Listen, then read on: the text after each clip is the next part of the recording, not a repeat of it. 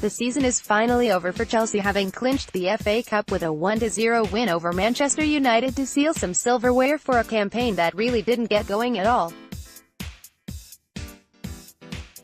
Trying to defend their Premier League title from the year before, the Blues fell well short of that target as they finished 30 points below eventual champions Manchester City and didn't even clinch a Champions League spot for next season. But what happened during the season that made the difference for the Blues and the players that performed the best, or the worst, throughout the campaign? Here, Football London dish out 9 awards for the Chelsea 2017-18 season. Best performance saw Atletico Madrid away, September 27. The Blues were back in the Champions League and needed a moment to spark their campaign into life. They had already decimated Qarabag 6-0 at home, but then travelled to Atletico, a real powerhouse of European football. Having gone between two an Antoine Griezmann penalty following a silly foul from David Luiz, the Blues really battled their way through the game and thoroughly deserved to get back into the match. Alvaro Morata scored a lovely header, but Michy Batshuayi's goal at the death sealed a memorable win and a performance that really matched the occasion. It felt like the start of something to come in the competition. However, defeat at Barcelona ended that run in the last 16. Bakayoko is sent off against Watford. Image, Getty. Worst performance, Watford away, February 5. There are a few contenders for this crown, to say the least. The opening day defeat at Burnley, the loss at Crystal Palace, losing in Rome, up at Manchester City or away at Newcastle on the final day of the season. But the overall worst seemed to be at Watford. Following a dreadful defeat to Bournemouth, you would have hoped that Chelsea would go to Vicarage Road and at least put up a fight, but nothing could be further from the truth.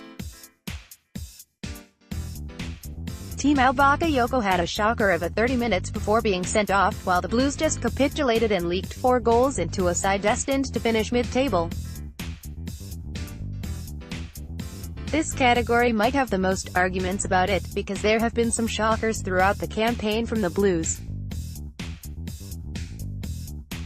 Best goal, Willian at Brighton. Danny Drinkwater's finish against Stoke was pretty special, while you shouldn't take away Marcos Alonso's free kick against Spurs or Olivier Giroud's wonderful FA Cup semi-final finish against Southampton. However, Willian's goal at Brighton was a thing of beauty. It was a real team goal, starting from winning the ball in the middle of the field and breaking away like they used to do all last season. The interchange between Eden Hazard and Michy Batshuayi was superb before the striker flicked it into the Brazilian to rifle home. It really was majestic to watch and showed the real threat that Chelsea could possess. Unfortunately, those moments were a little too far between. Morata celebrates scoring against Manchester United. Image, Adrian Dennis, AFP. Getty Images. Best atmosphere, Manchester United, November 5. Stamford Bridge under the lights, especially on a European night, can be a special place, but it was actually a night Premier League match that stole the show. The Blues were coming off the back of that awful 3-0 defeat against Roma and needed a big game to get themselves back to winning ways, which they did with a superb performance against United. When Alvaro Morata wonderfully nodded into the corner of net to score the winning goal, the whole stadium erupted, and throughout the match the fans were obviously really up for that one. Barcelona at home was another game that really set Stamford Bridge alight, but the fact that Chelsea held out for the win made it all the more special against United. Ethan Ampadu. Photo by Mike Hewitt. Getty Images. Best signing, Antonio Rudiger. Ethan Ampadu. This one was a bit difficult and felt it had to be split between Rudiger and Ampadu.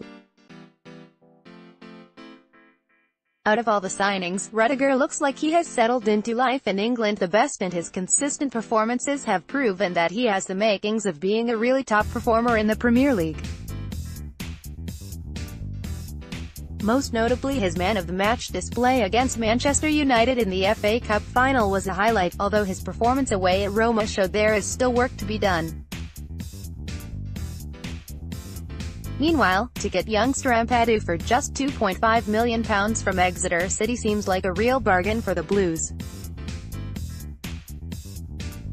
The 17-year-old has been with the first team all season and has started a few of the cup games as well.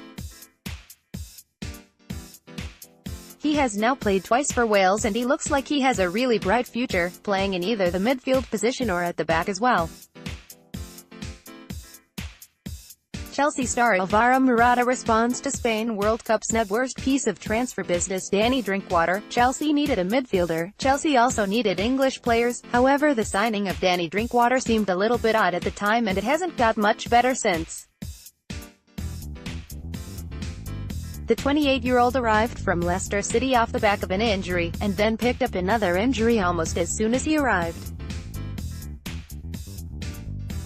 Drinkwater has struggled to get much game time under Antonio Conte, with only the one goal against Stoke and hasn't started a match since March.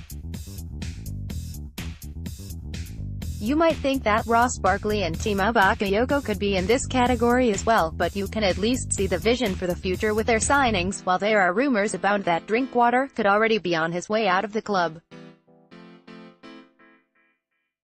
Timo Bakayoko. Photo by Bryn Lennon. Getty Images. Most disappointing player Timo Bakayoko. Big things were hoped for with the Frenchman, but really it was a very underwhelming season. The midfielder arrived from Monaco after a superb season helping them to the League One title, but surgery in the summer meant he had no pre-season and was rushed back into action for the Spurs match. There have been a few glimpses in the latter stages of the season of what Chelsea fans can expect from the 23-year-old, however, his debut season is probably going to be remembered for more lows. Now he has a campaign under his belt. Hopefully he will have a decent pre-season and be ready for next year to make a serious impression on the Premier League. Breakthrough player Andreas Christensen. The young Dane is one of the few that have come through the loan spell at Chelsea and really made a name for themselves in the first team. The 22-year-old spent 2 years learning his trade with Borussia Mönchengladbach in the Bundesliga, and when he came back he really looked like he was ready for the Premier League season. Comfortable on the ball, quick along the ground and not scared to put in a tackle, he pushed out David Luiz in the starting team.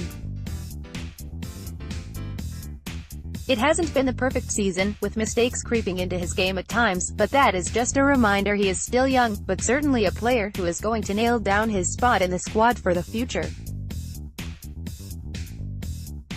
N'Golo Kante during the Huddersfield draw. Photo credit should read Glenn-Kirk, AFP. Getty Images. Player of the season N'Golo Kante. Once again the Frenchman has been so consistent, even if he had a slightly difficult start to the campaign.